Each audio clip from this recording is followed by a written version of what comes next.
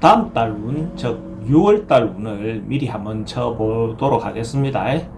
6월달은 그 간지로는 무오월입니다. 무오월.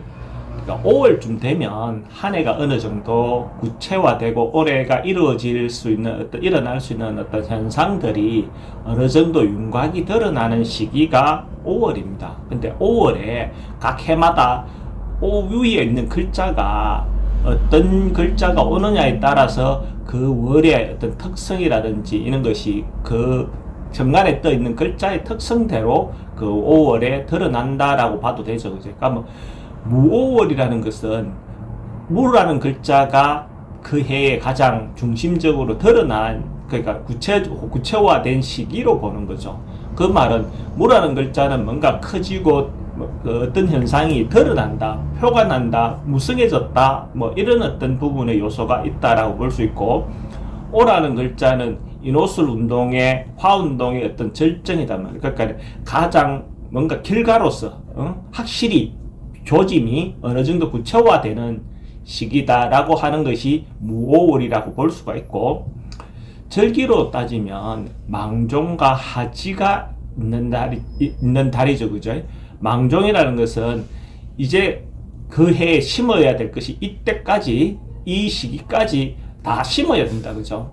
가을에 결과를 볼 수 있는 것들은. 그러니까 올해 내가 뭔가를 성과를 보고 싶은 내용이 있다면 준비한 내용을 이때쯤은 무조건 실천에 옮기기 시작을 해야 된다라고 볼 수가 있고, 계절로는 이제 더 이상 춥지 않는 계절이 된 거죠. 그죠? 그러니까 성장하고 커지고 이런 어떤 기운이 시작됐다. 이때부터는 뭔가가 구체화되고 커져간다라는 것이 전제가 된 거죠. 그 화지라는 것은 빛이 가장 많은 시기죠. 그죠? 그러니까 희망, 뭐 이런 부분에 긍정적인 에너지가 굉장히 넘쳐나기 시작하는 달이 6월달, 즉 무오월이다라고 볼 수가 있죠. 그죠? 그래서 그걸 전제해 놓고 각 띠별로 한번 구체적으로 한번 살펴보도록 하겠습니다. 무오월 개띠 운을 한번 보도록 하겠습니다.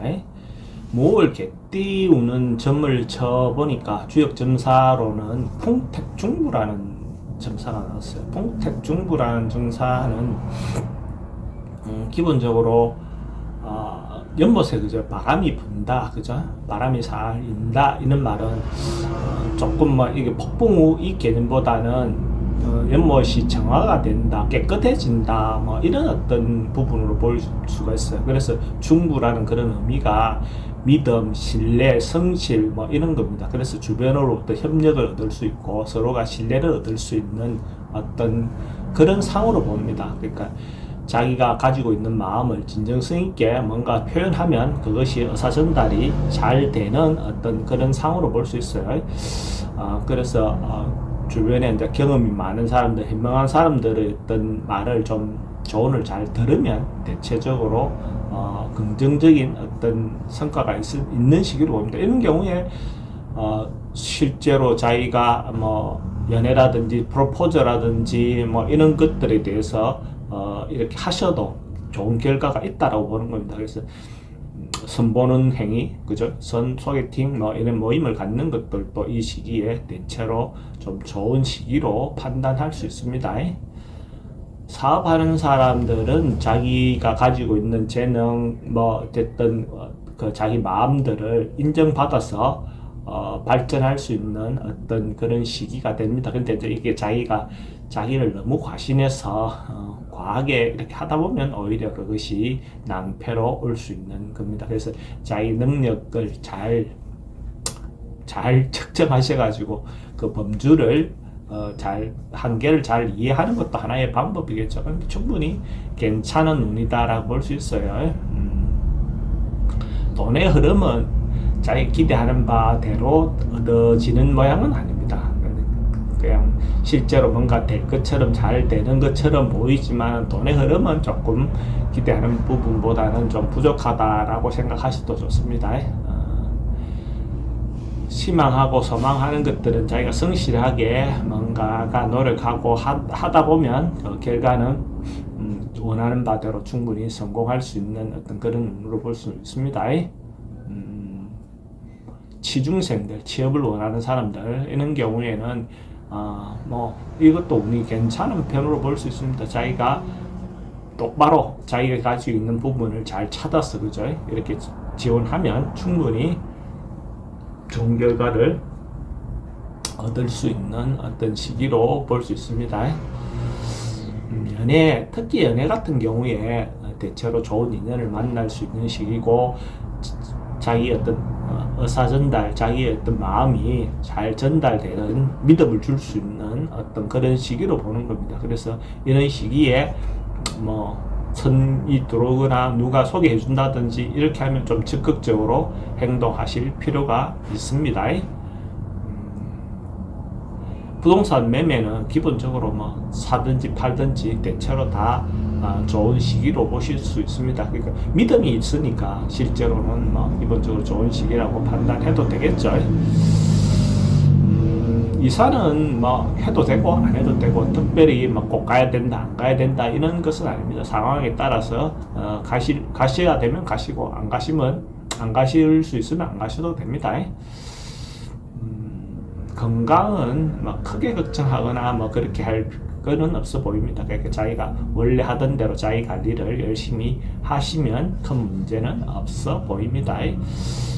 나이별로 한번 보도록 하겠습니다. 94년생 갑술생 객띠는 뭐 충분히 자기가 원하는 바대로 뭔가 얻을 수 있는 시기로 보여집니다. 남는다. 이번 달에는 그래도 뭔가 이익이 생겼다, 뭔가 소득이 생겼다 이럴 수 있는 정도의 운이 됩니다. 그리고 뭐 긍정적으로 보시면 되겠죠. 82년생 임술생 개띠는 큰 것은 아니어도 자기가 원하는 바대로 어느 정도의 소정의 성과는 얻을 수 있는 정도의 운은 되어 보입니다. 그래서 너무 지나치게 큰 욕심만 부리지 않는다면 자기도 만족한 월이 될 것 같습니다. 그러니까 원하는 바대로 충분히 얻을 수 있는 어떤 형태는 된다라고 볼 수 있어요. 70년 경술생 개띠, 자기가 원칙에서 원래 하던 데서 벗어나지 않는 것이 좋습니다. 그렇게 하던 대로 통상대로 관례대로 행하면 그 문제는 없는데, 거기서 벗어난 돌발 행동이라든지 뭐 이렇게 행동하다 보면 문제가 될 수 있는 시기가 됩니다.